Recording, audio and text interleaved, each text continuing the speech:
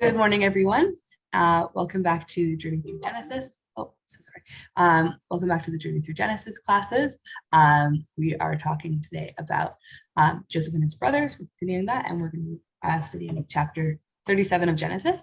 As usual, please feel free to raise your hands and ask questions in the chat. I'll be moderating that.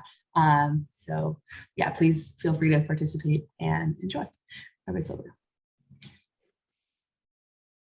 Okay, we should start.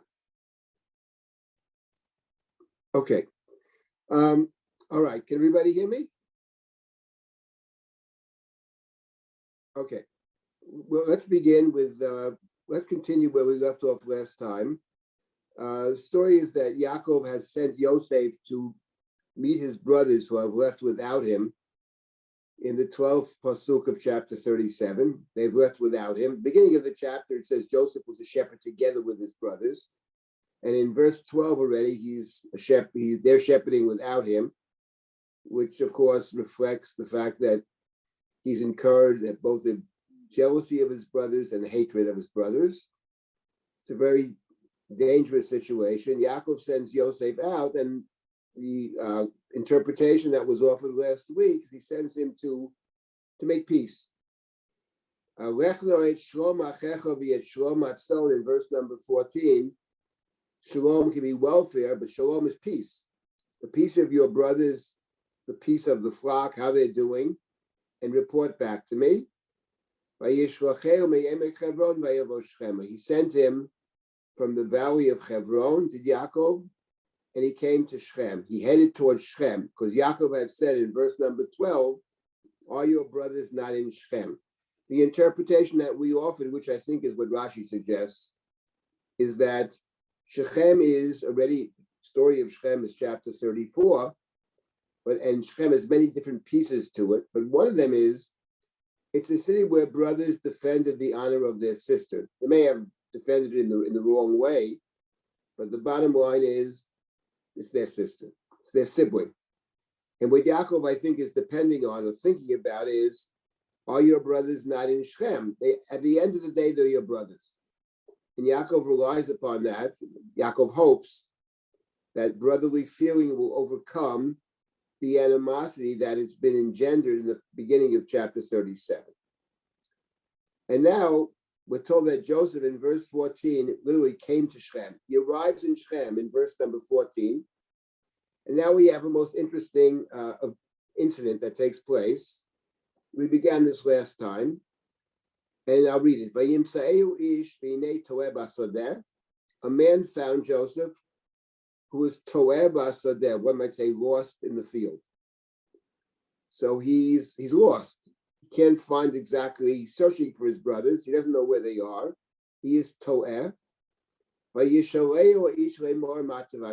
this this person says to Joseph, what are you looking for? Matavakesh. And Joseph says, I'm searching for my brothers. Can you tell me where they are shepherding?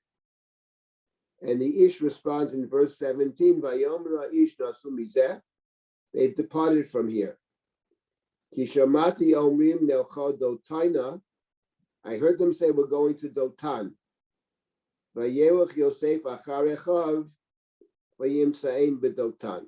So Joseph searches for his brothers, and he finds them in Dotan. In fact, that's where they are. So let me just make a few reflections upon these verses, some of which we've mentioned already in the past. I'll repeat them, and it's a good introduction to our study today. The first point is that Joseph is sent to Shechem to make peace, but he doesn't arrive in time. By the time he comes to Shechem, they've already departed from Shechem. Rashi makes the comment on Nas'u Mizeh, they've left here, and Rashi comments, I think very perceptively, Nas'u Mina Achava, they've left brotherliness. So Rashi is reflecting the view, if we only find them in Shechem, things would be all right, but he doesn't. Now, why doesn't he find them in Shechem? So over here it says, because Joseph got lost. So failure to find them in Shechem among other things, is one might say, if we want to blame someone, we can blame Joseph. Because Toeh in this book is not a matter of not having a good sense of direction. The Toeh is much more than that. He lost his way. And we referenced that last time. It appears either 3 or 4 times in Genesis. It's always the same. Losing your way. So he doesn't find them in Shem. That's the first point. He's come too late. The train has left. Comes too late. Second point, which is a very interesting point, says a man found him. A man finds Joseph who was lost and says to Joseph, "What are you looking for?" "My brothers." "Oh, they've left here already. I heard them saying they're going to Dotan." So what's interesting here is that this Ish, this mysterious Ish, and the word Ish appears 3 times right away, the Ish actually goes over to Joseph. He says to Joseph, he finds Joseph, which is very striking because usually when one is lost or doesn't know exactly where to go, you might stop and ask somebody for directions. You might consult your Waze if you're traveling, or you might stop someone in the street and ask about a particular address or location. It is a rare thing that the person comes to you and says to you, "Where are you? What do you look lost? Where are you? Where do you want to go?" So here the Ish is proactively asking Joseph, "Where do you want to go?" And that suggests to us, and who is the Ish? We don't know. Mysterious Ish. But we encountered a similar Ish earlier in chapter 32 when Jacob wrestles with the so-called angel. But there it's an Ish, a person wrestled with Jacob until dawn, trying to prevent Jacob from entering the land. In this particular case, it's the Ish who sends Joseph out of the land. And the third point, and I've made this point several times, I'll repeat it now, is that the Torah says that Jacob sent Joseph from Hebron to Shechem. And here the important point is that if we think about the journeys both of Avraham and Yaakov, when Avram comes into the land, he enters at Shechem in chapter 12, then to Beit El, then to Hebron. When Jacob returns from the house of Lavan, he goes to Shechem, chapter 34, end of chapter 33, chapter 34. Then he goes to Beit El in chapter 35. At the end of 35, he goes to Hebron. So that's the way it works. You enter in Shechem, then Beit El, and then Hebron. Hebron means that a real sense of that's your place. That's where Sarah's buried. That's Marat Machpelah. That's a symbolic possession of the land. But what would it mean to travel in the opposite direction, which is what the Torah says? He sent Joseph from Hebron to Shechem. So you're headed, in a sense, out of the land. And if you miss your stop, you're out. So the point is that missing them in Shechem suggests the possibility that the next stop will be outside the land. And in fact, it will be for Joseph outside the land. He's going to end up in this chapter in Egypt. But before he gets to Egypt, he will find his brothers in Dotan. He finds them in Dotan. Now, whatever Dotan means, it can't be good. Because in the Torah, the 2 big troublemakers in the rest of the Torah are Datan and Aviram. So it probably means quarrel or trouble, something along those lines. So meeting them, and the Ish sends Joseph to Dotan. He finds him in Dotan. So we the reader know, because the Torah already has set up an expectation. Jacob had sent Joseph on a peace mission, but that's in Shechem. But he's missed Shechem. He's missed that possibility. He got lost along the way. And now we're told in verse number 17, Vayimsaim b'Dotan, and now we get to verse 18. Vayiru oto merachok, uveterem yikrav alehem, vayinaku oto lahamito. They saw him from a distance, merachok, and before he came to them, they conspired to kill him. They planned to kill Joseph. Very important to remember that. Their intention, and not just intention, what they do will actually end up with Joseph's death. They're going to murder their brother. Here, the tragedy, I think, that what the Torah suggests is precisely Vayiru oto merachok. It's clear that Joseph comes on a peace mission, both from what Yaakov had said, and Joseph accepts it, and the important verse earlier when the mysterious Ish says to Joseph, "What are you looking for?" And Joseph says, "Et achai anochi mevakesh," I'm searching for my brothers. It sounds like he really wants to connect to his brothers. He really wants to do what Jacob had suggested that he do, which is inquire of their welfare, inquire of shalom, remembering that the beginning of the chapter says, "V'lo yochlu dabro v'shalom." They could not speak peaceably with Joseph. In fact, they don't talk to him at all, it would appear. They leave without him. And now Joseph's on a peace mission to try to make peace. But if you don't even hear what the other person has to say, you can't possibly make peace. You have to be able to hear what the person is saying. And you decide what to do with what the person is saying. But over here, they saw him from the distance, Meirachok, and even before he gets there, by Yitnaklu, they conspire to kill him. And now I'll read a few more verses, then I'll stop for comments or questions. And now we have in verse 19, Vayomu ish el achiv. One said to his brother. Does that mean they all said? Ish el achiv is singular. Is there some brother or brothers that stand out? It's a good question.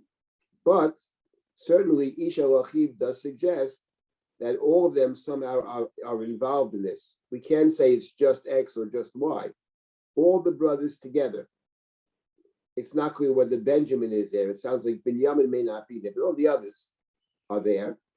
And one said, Ish el achiv one said to the other, Hine bal hachalamot halazeh ba. The dreamer, the master of dreams, the dreamer, the one over there is coming. You see from this that what actually disturbed them more than anything else are Joseph's dreams. As it said earlier, they hated him on account of the dreams and his words. And the words, I presume, means he's telling them the dream. It's bad enough that he has these dreams, that they will grovel in front of him, but he also tells them the dreams. That's what bothers them. It's never clear in the Hummish that they know that Joseph is spying on them, reporting to Yaakov. It's not clear they know that. What they do know is the dreams. The master of dreams is coming, the one over there, halazeh. And now they say to each other in verse number 20, V'yata now, l'chu v'nargeu, let's kill him. V'nashlicheu b'achad barot, and we'll throw him into one of the pits in the desert. There are pits. V'yamarnu, and we will say, chaya ra'a achalatu, a wild animal ate him. V'nireh ma'yu chalamotav, let's see what comes of his dreams with this dreamer. So here there clearly is an intention to kill him, and on top of that, to cover it up and to blame it on someone else, in this case, a wild animal, and to throw him into the pit. You know, in reading these verses, the Torah, of course, as we know, apologists notwithstanding, pulls no punches. They simply intend to murder their brother. What's interesting is, when the Torah speaks earlier of murder. In fact, one of the earliest stories in the Torah is a brother killing brother, the story of Cain and Hevel. And remember, when Cain killed Hevel, God asked Cain in chapter 4, where is your brother? And Cain says, I don't know. Am I my brother's keeper? Hashomer achi anochi. And God says, what have you done? The cries, your brother's blood cries out from the ground. So apparently what Cain had done was killed his brother and buried him and covered him with the earth. God says to Cain that the blood cries out mina adama, from the earth that opened his mouth, God says to Cain later. So it's interesting that Over here, we have, one might say, the brothers intend to kill him, but they intend to, one might say, to use the earth or the bar, right, as a kind of accomplice to the crime. And not only that, but they also want to blame it on wild animals. I'm reminded of what the Torah says earlier when it talks about murder. Cain v'Hevel is a story about murder, but later on, the Torah warns, God speaks to Noah about running the world after the flood. And God says to Noah, you're going to run the world. And specifically, God said to Noah that in the beginning of chapter 9, Ach basar b'nafsho damo lo tochelu. And in verse number 5 of chapter 9, V'achet dimchem u'nafshotechem edrosh miyad kol chaya edrishenu u'miyad ha'adam miyad ish achiv edrosh et nefesh ha'adam shofech dam ha'adam ba'adam damo yishafech ki b'tzelem Elohim asa et ha'adam. So God said, you may not eat flesh with lifeblood in it. Your own lifeblood I will require a reckoning. I will require it of every beast, of the human too, will I require a reckoning for human life. Every one for that of his fellow human being. What's interesting is that specifically God mentions holding both animals and humans responsible. And the word that appears in chapter 9 is the God says, Edrosh, I will be doresh, I will demand. And later in the Hummish, when the brothers are in Egypt, and Joseph threatens them to imprison them, maybe to kill them, and Reuven speaks up, or well, it says one said to the other in chapter 40. Let's find that verse, it's very striking. In chapter 42, let's find that, chapter 42, verse number 21. Joseph has threatened them, he accused them of being spies. Verse 21, Vayamru ish el achiv, one said to his brother, exactly the same language that we have here. Avol ashemim anachnu al achinu, we're guilty about our brother, about Joseph. Asher ra'inu tzarat nafsho b'tchan no eleinu v'lo shamani, he cried out for us in his distress, we paid no attention. Akein ba eleinu atzara azot, that's why these terrible things are happening to us. Then Reuven speaks up in verse 22. Did I not say to you, Al techetu b'yeled, don't harm the boy? V'lo shimatem, you didn't listen. V'gam damo hinei nidrash, and his blood is being sought out. It's exactly the language the Torah used about murder in chapter 9. In short, what we have over here is conspiracy to commit murder, and they're going to involve not just themselves, they're going to involve the earth, and they're going to blame it on the wild animals. So this is a clear case of premeditated, cold-blooded murder. That's what they intend to do. Now let's come back to our verse number 21. Vayishma Reuven vayatzileu miyadam. Reuven, the oldest son, hears what they're saying, and he saves Joseph. Vayatzileu miyadam. He saved Joseph from their hand. From there, they're going to plan to kill him. Vayomer lo nakenu nafesh. And Reuven said, we shall not, lo nakenu nafesh.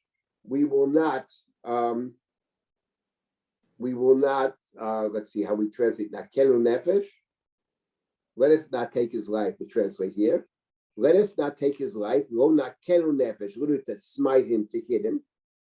Let's not kill him with our own hands. And then Reuven might have said, let's just send them back home. Let's walk away from this. But that's not what he says. In the next verse, what he says is, don't shed blood. Again, reminding us of the verse in chapter 9,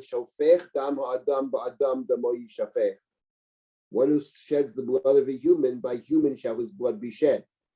So Reuven says, don't shed blood, but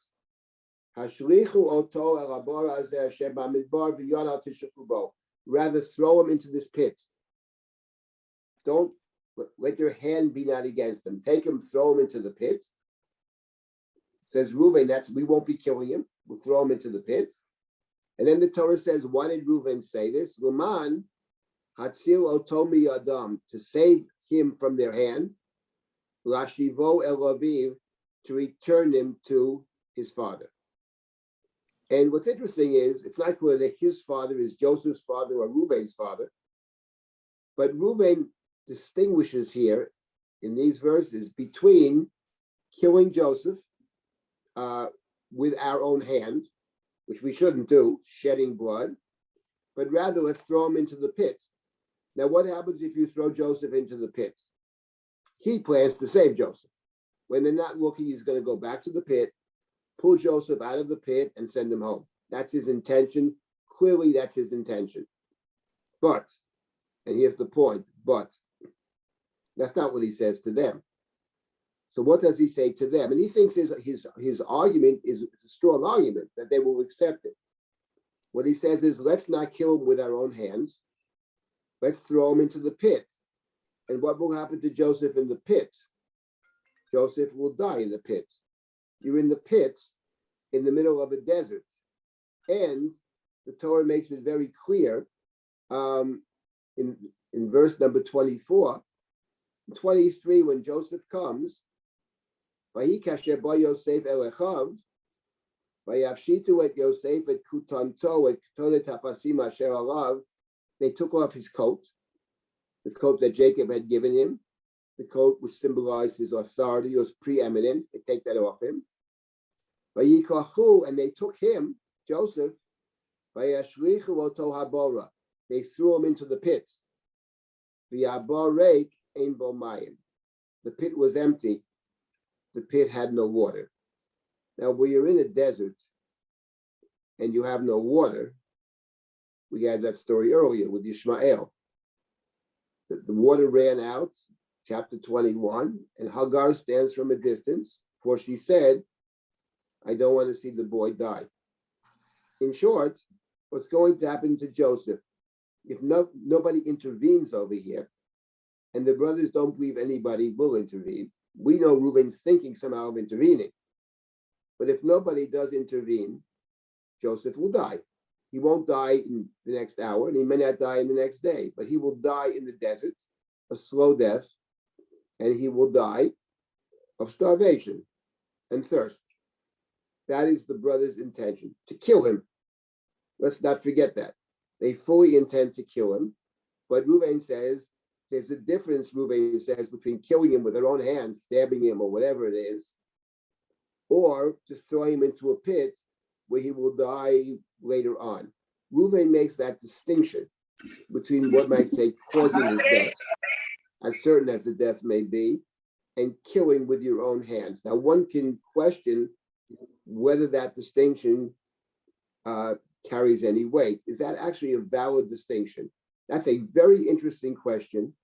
Those of us who have studied Talmud, the Talmud has a lot of discussion about that and does seem to distinguish. On the other hand, one might argue that from a moral standpoint, it's better to die quickly. Just stab, you're dead, as opposed to lingering in a pit for several days and dying slowly of thirst and starvation. Now, we know Reuven's intention, but my point here is the following. So it's a subtle point, actually. When I make an argument to you that we should do, whatever my real motive is, but the argument I make to you is an argument that I believe is sensible. I'm not going to make a crazy argument. So this argument that Reuven makes, that we're not really killing him, he actually believes that to be the case. He doesn't want Joseph to die because he intends to return Joseph to his father, Lashivo el aviv, to bring him back to Yaakov. This is the story that we have so far. So Reuven has at least saved Joseph temporarily. And of course, when you throw somebody in the pit and you don't kill him right away, there's always the chance that something will happen. Someone will intervene, circumstances will change, a change of heart. When there's life, there's hope. But on the other hand, let's be clear about this. Their intention is unequivocal, which is to kill their brother. Okay, let me read a couple more verses, then I'll stop and take comments and questions. Now we have the next verse. It's interesting, by the way, that the Torah here does not say anything about Joseph's response, unlike later on. Where Reuven, the brother, said, "We're guilty for our brother. We heard his cries when he pleaded with us, and we paid no attention." But here, the Torah makes no mention of Joseph's pleading or crying. It simply says they threw him into the pit. And the pit was empty. It had no water. That's verse 24. And then we continue reading in verse 25. Vayeshvu lecho lechem. They sat down to eat. Lechem can mean bread, but usually lechem is more than just bread. It is a meal. It can be meat. Korbani lachmi. The sacrifices are called lechem. They're meat. They're not bread. So lechem means a meal, a robust meal. They sit down to eat a meal. They're eating a meal. Notice the contrast between the end of chapter 20, verse 24 and the beginning of 25. The end of 24, Haborek ein bo mayim. He doesn't have any water. And they're sitting down to eat a big meal. And later on, we discover it wasn't that far away. It wasn't so far away because they could hear his cries. It's not clear from over here, but it sounds like one comes right after the other. And here it's interesting. It's one thing to kill somebody. Torah does not suggest that is anything short of a hideous crime. But you know something? We understand they're jealous of him, they hate him and everything. But what does it mean actually to have somebody 15 feet away from you who has no water, who's starving to death, and you sit down a few feet away and have a festive meal? What does it say about those people? The Torah, of course, typically doesn't make any comment. The narrator is so-called neutral. Of course, the narrator is not really neutral. But what could that mean? What does that say about a person who behaves that way? It's awful, isn't it? Vayeshvu lecho lechem. And now, before I get to the Vayeshvu lecho lechem, let me reflect upon something else, which I actually talk about it in my latest book called Malchut Adam in a different context. Why does the Torah emphasize, or what is the point of verse 23, when Joseph came to him, they took off his coat.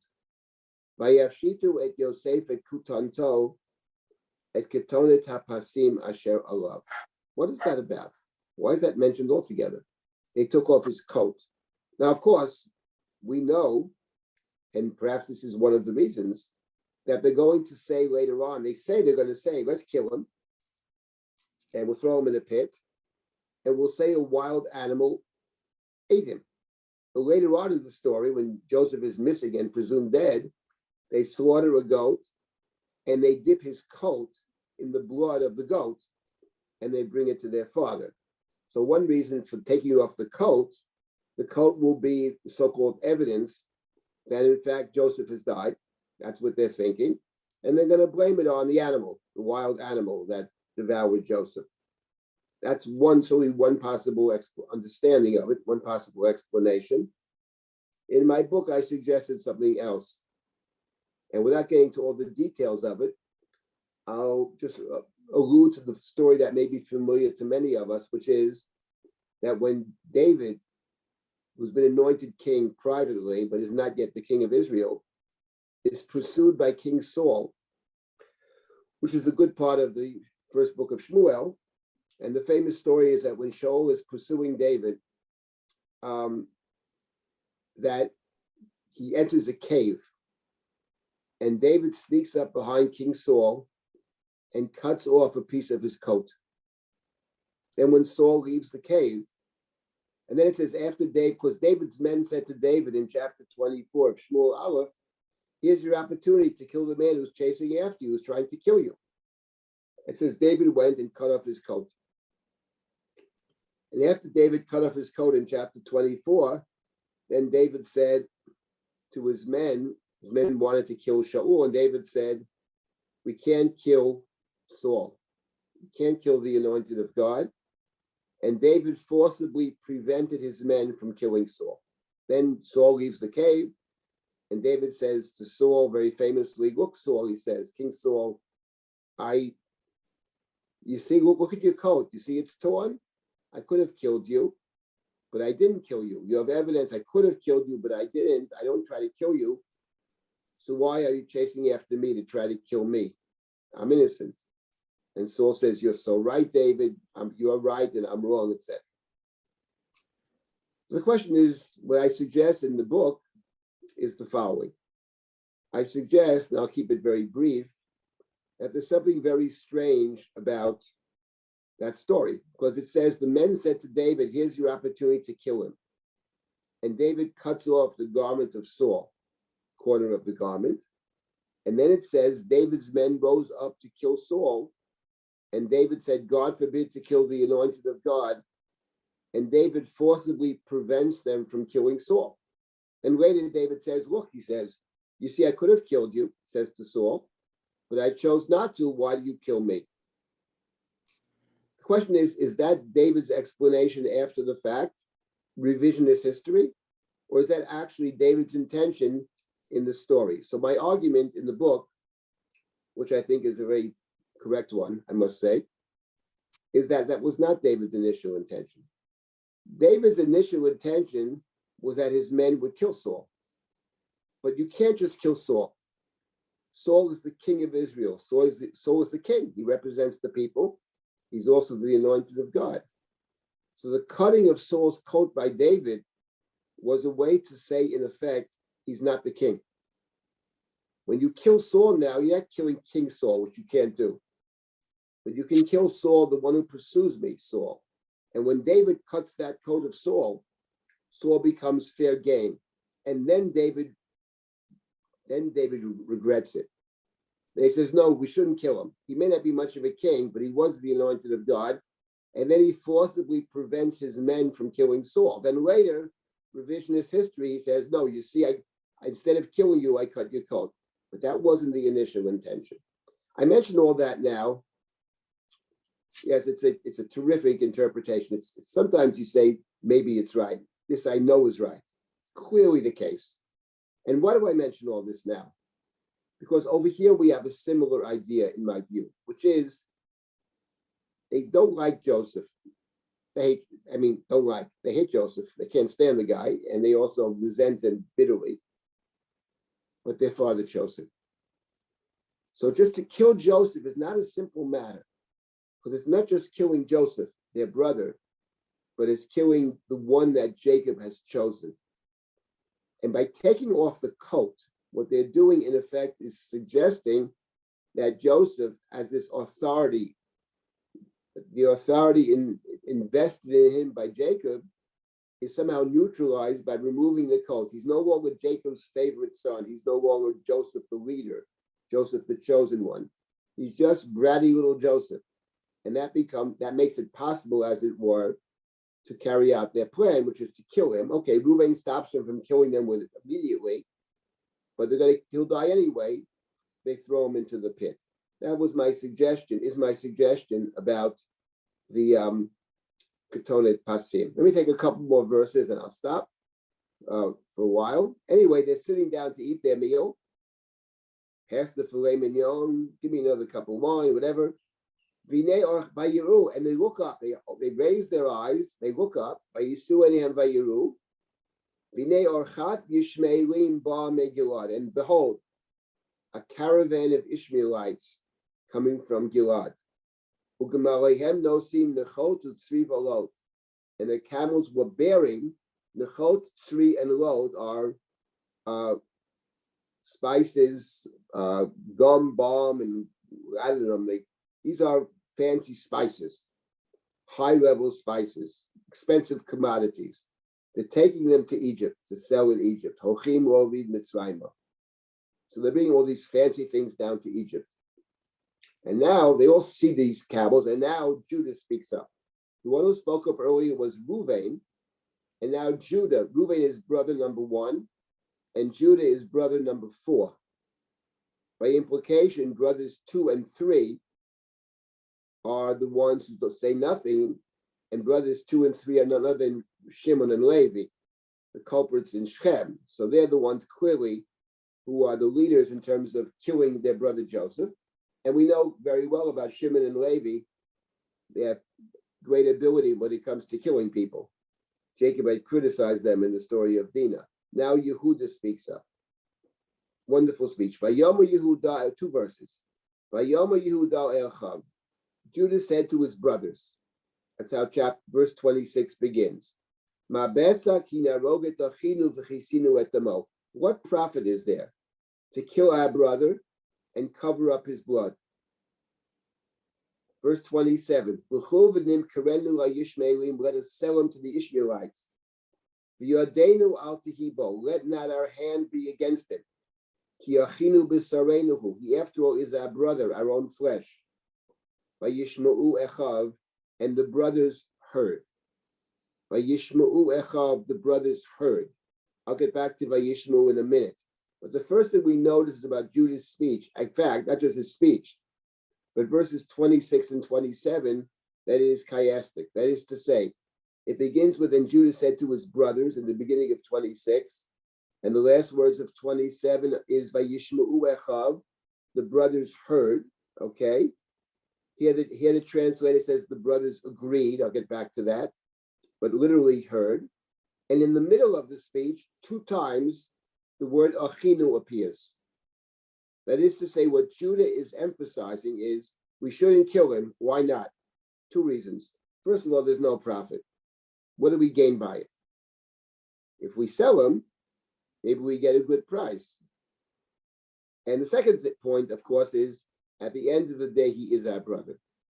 So Judah seems to understand better than anybody else. You don't kill your brother. Notice something else about Judah's speech that's very important, which is that Reuven had distinguished between let not our hand be against him, as opposed to throwing him into the pit. When Judah speaks, though, he makes no such distinction.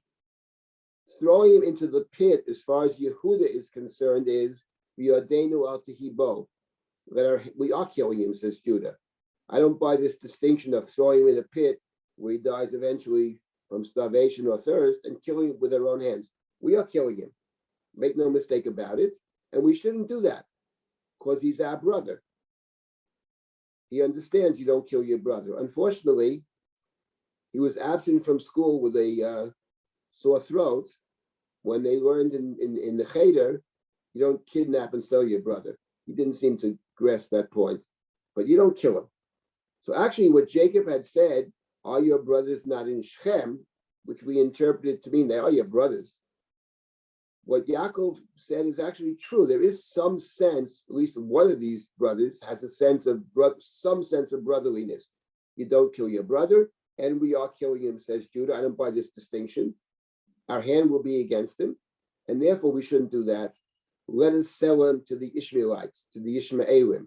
We have already remarked in the past several times about the parallels between Joseph on one hand and Yishmael on the other. The desert, the taunting, etc. So here we have, of course, let us sell him to the Ishmaelites. By Yishma'u Echav. Now, what does it mean by Yishma'u Echav? Here the translation is the brothers agreed. So the verb to lishmoa, to hear, has several different possible meanings in biblical Hebrew. It can mean to hear. It can mean to agree or to accept. It can mean to perceive. It has multiple possible meanings. Shema Yisrael Hashem Elokeinu Hashem Echad. Does it mean hear, O Israel? Whatever the O is, I don't know. Does it mean hear Israel? Or does it mean accept Israel? What does it actually mean? It's a good question. Now over here, the question is, did the brothers agree or not? Did the brothers agree or not? I'm going to share. Did the brothers agree or not? So that's a good question. It's not clear that the brothers agreed necessarily. The translation says the brothers agreed. And certainly, if we follow Rashi, they certainly agreed. Because what does Rashi think? Here we come to a very important question in the story. Who sold Joseph? If you believe as Rashi suggests, if you believe as Rashi suggests that the brothers sold Joseph, then of course, Vayishmu Echav would mean that they agreed, because in fact they did sell him. That's if we go with Rashi's interpretation. But if we go with not Rashi's interpretation, but if we go with the Rashbam, what does the Rashbam say? Rashi's grandson. Rashbam says the brothers never sold him. They never sold him. If you believe that the brothers never sold him, which as we will see, to me is clearly the plain meaning of the Torah, that they didn't actually sell him. It's hard to accept the fact that I'm not saying they're not responsible as if they sold him. They are. They didn't actually sell him, obviously. We'll get to that in a minute. If you think they didn't actually sell him, then one need not necessarily presume that V'yishmu Echav means they agreed. Maybe it means they heard. They're thinking about it, they're considering it.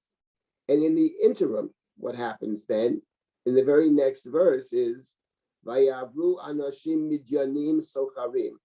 Midianite traders passed by. Vayimshechu vayalu et Yosef min habar. Vayimkru et Yosef vayishmerim b'yesrim kasef. Vayaviu et Yosef Mitzrayim. So in this next verse, this is the crux over here. Midianites came by, and they pulled Joseph out of the pit, and they sold Joseph to the Ishmaelim for 20 kesef, and they brought Joseph to Egypt. Now the question is, are the Midianites and are the Ishmaelim the same people? It's not impossible to say they're the same, but it's highly unlikely. If they're the same people, if you want to presume they're the same people, then we could interpret that they sold is the brothers. If we presume the Midianites and the Ishmaelim are not the same people, which is the plain meaning, then it means that in the interim, the brothers were considering the sale. They were thinking about it. Maybe they even agreed to sell him, but they didn't get a chance to do it because Midianite traders from a different direction came. And in the interim, when they're discussing what to do with Joseph and busy eating the meal, the Midianite traders in the interim pulled Joseph out of the pit, sold Joseph to the Ishmaelim, and the Ishmaelim brought Joseph down to Egypt. Now the question is, of these two possibilities, which is more plausible in the text? Of course, it would appear that more plausible is the second possibility, that the Midianites pulled them out and sold them to the Ishmaelim, because presumably the Midianites and the Ishmaelim are not the same people. But there is actually a much stronger reason to assume that the brothers never actually sold him. Such a strong reason that without recourse to Midrashim, you can't say otherwise. And that is the next verse. Vayashav Reuven el habar, v'nei ein Yosef babar. Reuven went back to the pit, and behold, Joseph is not in the pit. Vayikrat bigadav, he tore his garments. Vayashav el echav vayomar, he went back to his brothers and said, Hayelad einenu, the child is missing. Vani ana ani ba, where shall I go? What will be with me? If the brothers just sold Joseph, what do you mean he goes back to the pit and he says he's not there? And he says to his brothers, he's missing, he's not there. Of course he's not there, Chacham. We sold him 10 minutes ago. Well, what do you mean he's not there? We just sold him. And therefore, the argument that they did sell him is extremely dubious. In fact, the Midrashim have to make the claim that in the interim, Reuven went back home. Reuven wasn't there when they sold him, which of course is not mentioned in the text, number one. And number two, remember, back home is Hebron. They're in Shechem. They're not next door to each other. So they take this long trip. And in the interim, during the meal, how long did the meal take?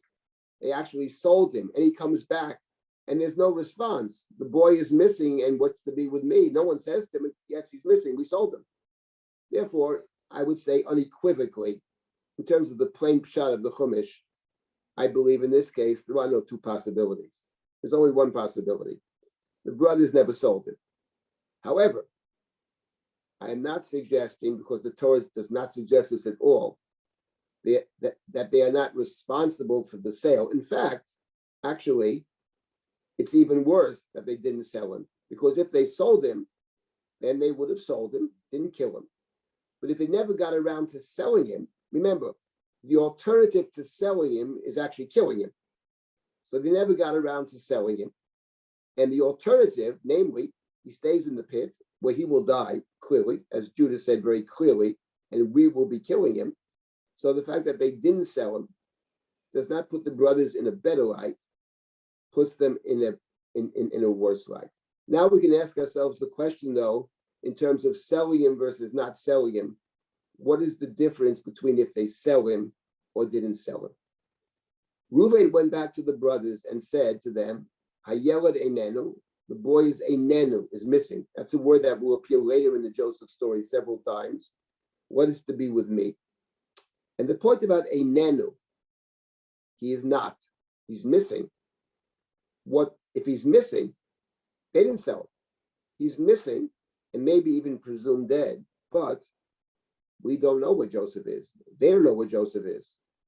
So what is incumbent upon the brothers, if they think about what they did, what would be incumbent upon the brothers is to search for him and to find him. And it's interesting, we have already encountered twice in this chapter a very important little word that will appear later in Breshit in more than one place, a little tiny word. The verb is limtso, to find. You already encountered it twice in the story. A man found Joseph. He was lost in the field. And then the man sends Joseph to Dotan.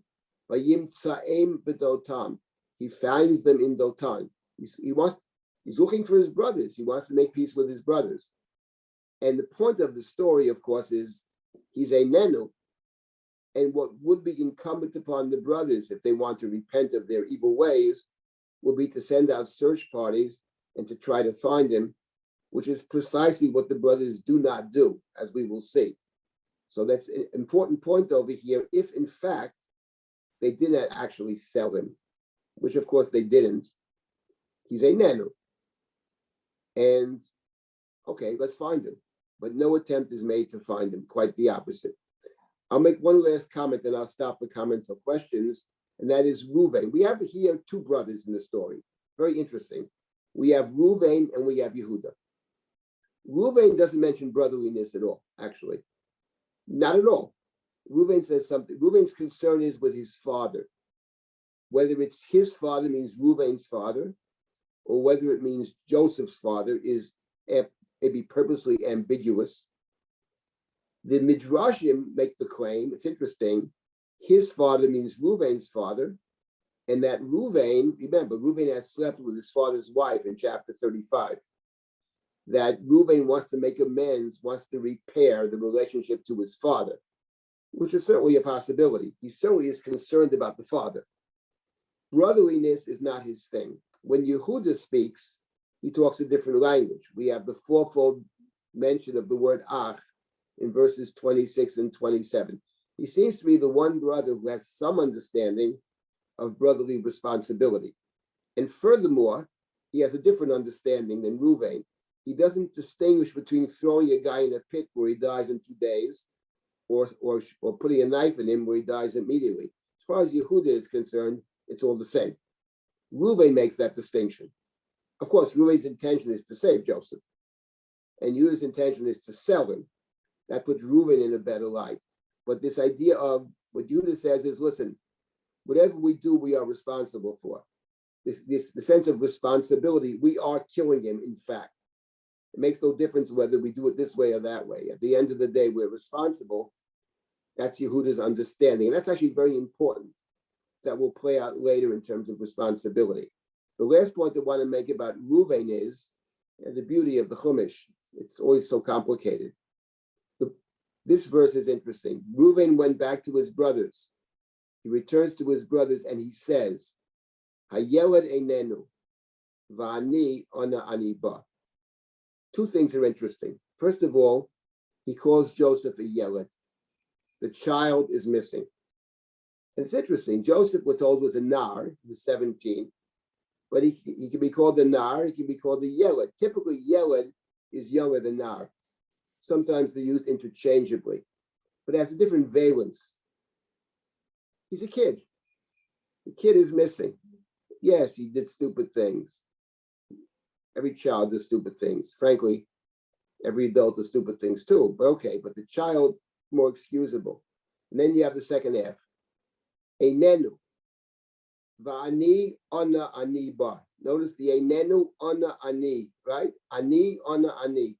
And then you have something about Reuven that's very interesting, which will play out later. Yes, he was concerned about Joseph. Yes, he's concerned about the father. But it would appear that one of his primary concerns, if not his main concern, is somebody whose name is Reuven.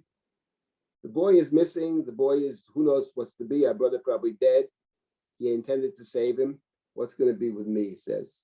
Now, of course, in a certain sense, Reuven may say this because at the end of the day, it was Reuven's idea to throw him into the pit. If Reuven had said, send him home, maybe they would have listened. And from the pit, he's now missing and he's in a desert, no water, and I guess presumed dead. So there is a sense of responsibility on some level, but the language is interesting. It's very self-focused. And we see this later with Reuven as well. There is a deep self-focus when it comes to Reuven, which we don't see with Judah. Judah is different. And let me stop at this point, said a lot of different things.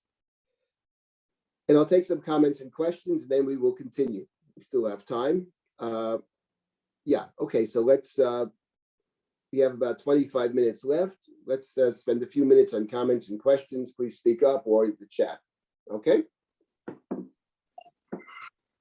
Rabbi Silber, what's the point of mentioning the schayra that the Ishmaelim were carrying? Yes, it's a good question. I think the point of it is this. Actually, later on, it's interesting. Later on, when Jacob sends his gifts to Egypt, it's very striking. He says, when the brothers come back without Shimon, and Jacob is afraid to send Benjamin to Egypt, and Judah convinces Jacob to send Benjamin to Egypt, and there we have when Yaakov says, okay, take Binyamin and do the best you can, and Judah takes responsibility, and Jacob sends a mincha, a gift to Egypt, and Jacob says in chapter 43, he says, okay, take the money back that you found in your sacks and bring down to the person a gift. Ma'at sari u'ma'at devash, nechot volot b'tni mushkedim. And the Torah lists the delicacies that they will bring down to Egypt. And it's interesting, it's parallel to what is brought down in our story.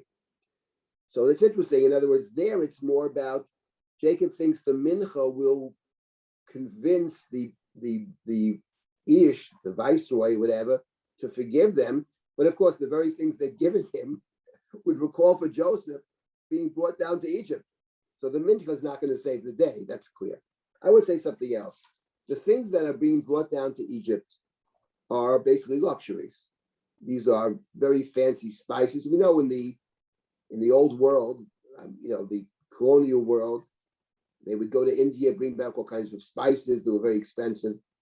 And I think the point of it is that Joseph goes down to Egypt.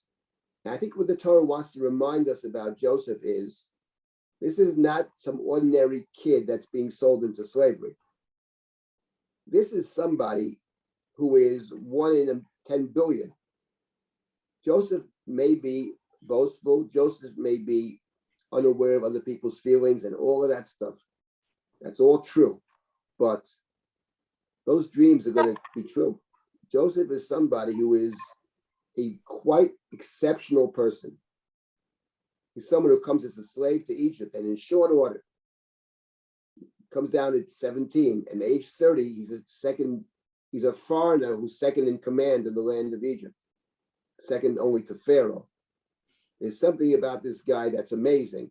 And I think being sent down with these very fancy spices is the way of the Torah to remind us that Joseph, somebody very, very special, is being brought down to Egypt. special because of his own abilities, and special for a different reason. Because remember, and this is an important point, how did Joseph end up in Egypt in the first place? You can say, well, he can't get along with his brothers, misbehaves, can't get along, you end up in exile. True. But there is another reason, which is this is God's plan. God's already said to Abraham, your descendants will be strangers and foreigners and slaves and abused. Gerut, Avdut, Inui, and Joseph is the first slave. Joseph's going to bring all of us down to Mitzrayim. And this is God's plan. The ish is important because the Torah is making the claim that when you read the Torah, you have to read it both ways. You have to read it that we end up in exile because people can't get along. That's true. And we end up in exile because it's God's plan. And you may ask, as many have asked, the philosopher says, isn't that a contradiction? If God already has foretold it's going to happen, how can people be judged? How can people have free will if God already has predicted it? And that's a wonderful philosophical question, to which I say the following. You're 100% right. There's a complete contradiction between those two things. However, that's the way to read the Hummish, and there's no other way. As it says in Pirkei Avot, Hakol Safui, all is foretold, Varishut Nituna, and people have free will. That's the presumption of the Hummish. It is God's plan, but yes, people are held accountable for what they do. However you want to solve that puzzle, try your best. So that's not my problem. I'm not trying to solve the puzzle. I'm saying a fact about reading the Torah, and that's the fact. The fact is that both are true. They may contradict completely, but they're both true. And that's the ish over here. The ish succeeds in sending Joseph out. The ish did not succeed in keeping Jacob out. Jacob overcomes the ish. But this very same ish succeeds in sending Joseph out. So I think that's my response to the question of why mention these fancy things? Because Joseph is part of it. Joseph is a luxury item. Joseph is very special. And we should never forget that. Jacob understood it fully. He gave Joseph the coat for a reason. The problem is, nobody can stand the guy. That's true. It doesn't matter. He's very special. That's the point. What else? And is the price, is that supposed to be a low price by way of contrast? Or why is the Torah mentioning the amount of money that that was given for him? How much is it? Is it 20 kesef, I think? Yes. 20? Was it 30? Yeah. I don't remember. Let me see it now. Esrim kesef. It's going to come up later in the story with the money. Remember, what the Torah often does is I'm not sure if it's a lot or a little. I don't know. That's a good question. I have no way to answer that question. However, the money will figure in later in the Joseph story in more than one occasion. He's going to give them money. He's going to return the money on two occasions, etc. So we'll have to wait and see. I can't speak about the amount, but there is a sale over here. It's not like we know 400 shekel kesef of Abraham buying them. That's a humongous amount of money. Esrim kesef, I don't know. The answer is I don't know, but I do know that the mention of the money here is here to foreshadow the money will factor in the Joseph story in several places actually. So we'll see when we get to it. Maybe we can reflect back on the 20 kesef. I don't know. Yes. Can I add something? Excuse me. Can I say just one thing? Yes. This reminds me of the pattern that Umberto Cassuto pointed out. This is the beginning of the pattern of repeated Yerida ve'aliyah, Yerida ve'aliyah. The whole Joseph story is going down and coming up, going down and coming up. Well, I agree. If Cassuto said that, I consider him one of my teachers, even though I've never met him. But I must say that if he said that, that's inaccurate. Because it's certainly not the beginning. It's what? Because we had it already twice in Sefer Bereshit, very importantly. Abraham goes to Egypt and returns, and Jacob goes to the house of Laban and returns. And those are parallel stories. So yes, it's actually the third example, and there'll be another example. You're Okay. 100% right about going down and returning. But in the first two instances with Abraham and with Jacob, Abraham returns. Yes, Sarah is taken, he returns. Jacob goes for 20 years to Laban, which is parallel to Egypt, and he returns. But Joseph going to Egypt does not return. No, but he goes Jacob says he down and up, not return. But yored ve'oleh, not לא לארץ. He doesn't go. הוא נמצא בבור, הוא נמצא בבית הכלא, יש 3 פעמים שהוא that we mean, in terms of ועולה. yes, yes, that is true. No, From that that's point right. of view. Yes, Yeah. that's a good point. That is true. And that's actually a very important point. We'll get to this later on. Joseph is a person, actually. There are people like this. It doesn't matter where you put him. It's irrelevant where you put this guy. You can put him in the house of Potiphar as a Hebrew slave, rises to the top. Then he's in jail. He rises to the top. Wherever you put this guy, he always seems to end up on top. And what's even more striking is that in the first two instances, it's not at all clear what he actually does. We know he's successful, but the Torah is quite circumspect about how he gets there. He doesn't appear to actually work very hard. He's one of these people that always rises to the top. And for the life of us, we can't exactly understand why or what he does. But the fact of the matter is that is where Joseph ends up. Part of the dislike of Joseph may be exactly this point. It's one thing when you see someone working very hard and succeeding, you can respect that. But when you see somebody who seems not to work hard at all and always ends up on top, that is can be problematic. But that's a good point. And we'll get to this later with the Joseph story about down and up. And actually, it's parallel. In each case, by the way, both the jail in chapter 40 and the story of the pit in chapter 37, the jail is also called the pit, by the way. And here too, I did nothing that they put me in the pit. So it's exactly parallel. Being thrown into the pit and being able to rise from the pit is true in chapter 37, and it's also true in chapter 40. But we'll get there later on. Anybody else for comments? Can I add something about the string Yes, go kesef? ahead. Yeah, go ahead. I'm saying if you look at the numbers as symbols usually, so a lot is 40. So my intuition is that 20 symbolically is not so much. Could be, it's possible. I don't know. You are certainly right about 20 and 40. It appears elsewhere. That 40 is the big, 40 is a life, 40 is a generation, basically. Yeah. Well, 40 is a transitional number. 40 days of the flood, 40 days at Mount Sinai, 40 years in the desert.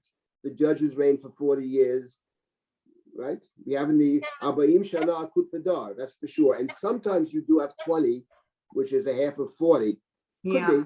And the question would be, what is that about? Why would it be not so much? What is the Torah's, what is that about? We'll have to come back to that. I don't know. It's a very good point. I don't know myself. I have to think about it.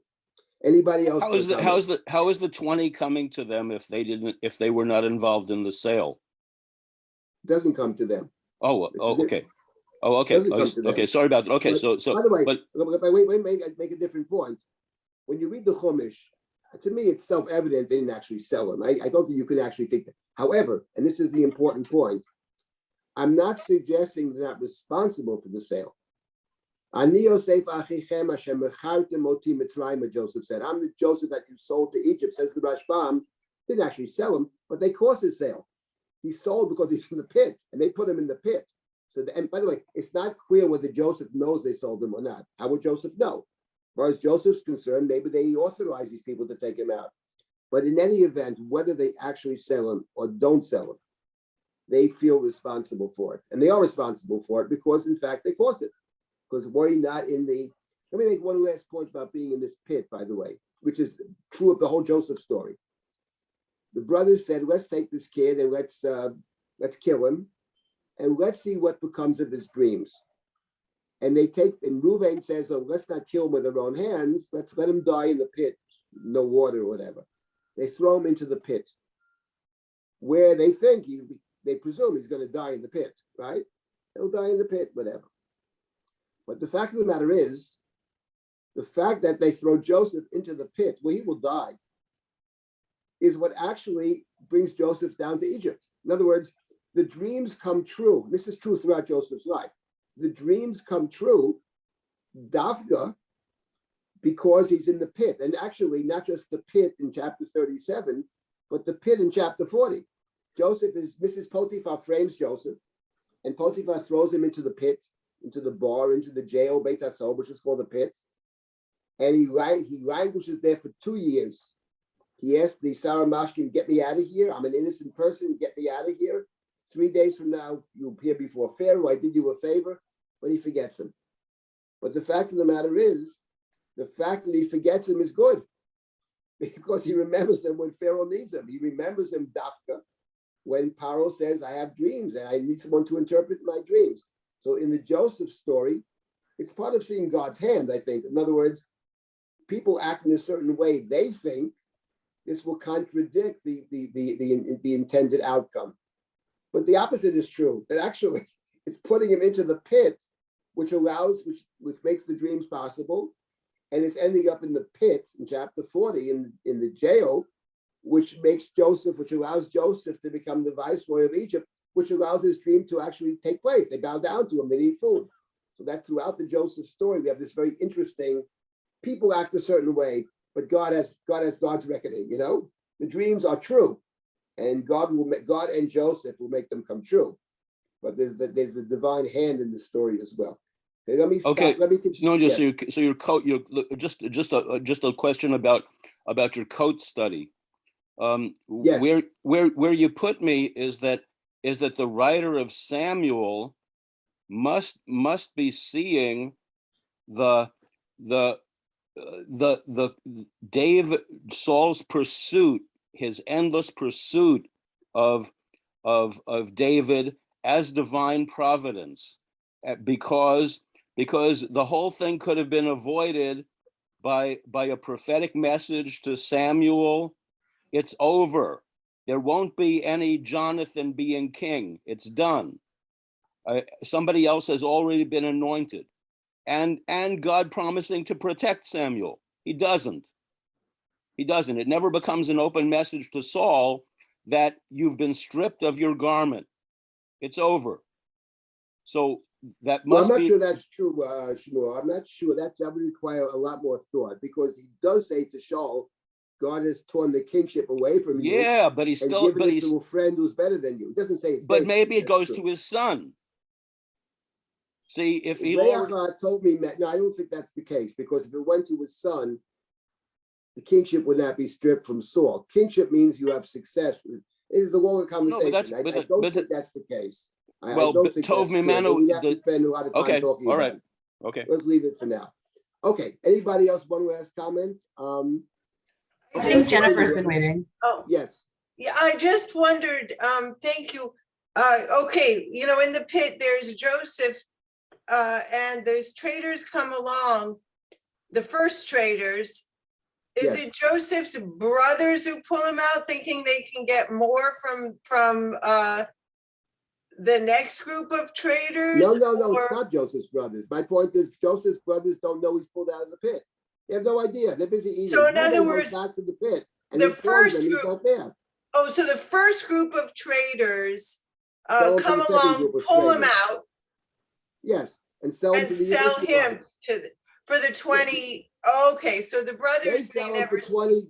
They sell him for the 20 kesefs of the Ishmael, and we'll bring him down to Egypt.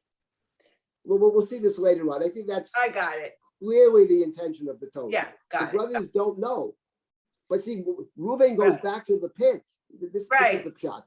Where's Reuben goes back to the pit when he hears the brothers considering the sale. And Reuben's intention was to return him to his father. So he doesn't want him to sell him, because his intention was Lashivo El Aviv, to return him.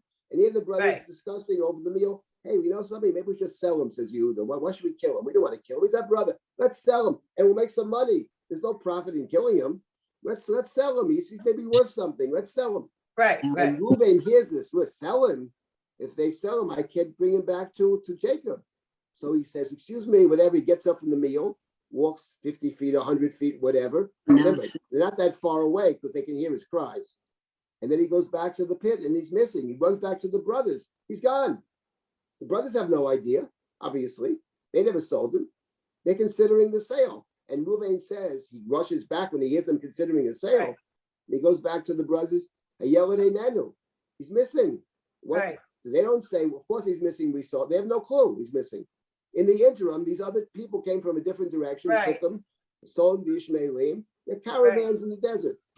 Listen, Yeah, there's no actually any other sensible way to read it, frankly. Right. There's no other way. The Got Rambam, it, of course, is the shot. How else Rabbi can you read Silber, it? but Rabbi Yeah. Silber, I don't think we can have it both ways in terms of the distance of the pit from the brothers. right, If close, you once said 15 feet, let's say it's 50 feet.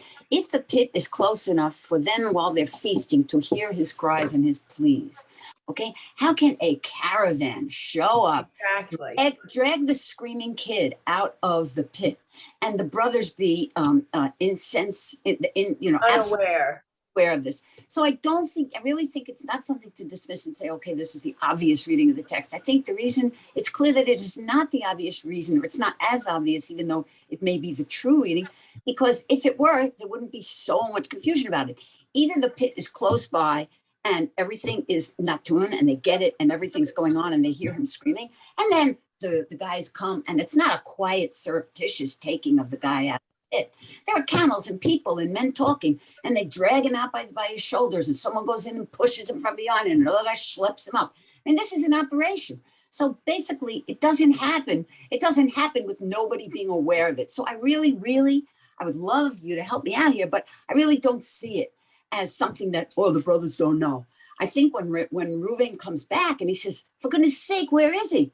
They know where he is. He's gone, guys. He's truly a nenu. And we allowed it to happen. That's how I see it. Okay, then we have a disagreement. I don't see it that way. By the way, the Torah here does not mention the cries. It mentions it later on. It's also possibly cried before they threw him into the pit. I really don't know.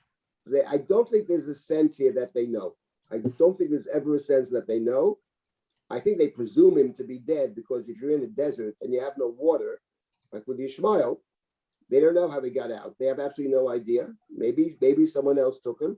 I think the question of how could these other traders come by the way, I would say something else. It's interesting. You talk about the camels. It doesn't mention camels. It mentions the caravan of the Ishmaelim, but it doesn't mention the caravan of the Midyanim. It says some Midianite men came by. It could be there are 2 Midianite men who came by, or 4 Midianite men who came by who pulled them out. Anashim Midianim Socharim. When it comes to the Ishmaelim, there's a long caravan. Maybe they're taking big trips. So they have a caravan. Maybe the Midianites are desert people and they're walking around the desert. They come across this pit, they see this kid, they pull him out and they sell him. There's no sense that there's a whole caravan. Surreptitious, that the Midianim could have been a surreptitious operation. Could be, it's possible. It doesn't really say one way or the other. We know the Ishmaelim or Chat Ishmaelim. Yeah, I like and that. And they sell them to the Ishmaelim, right? So one more thing.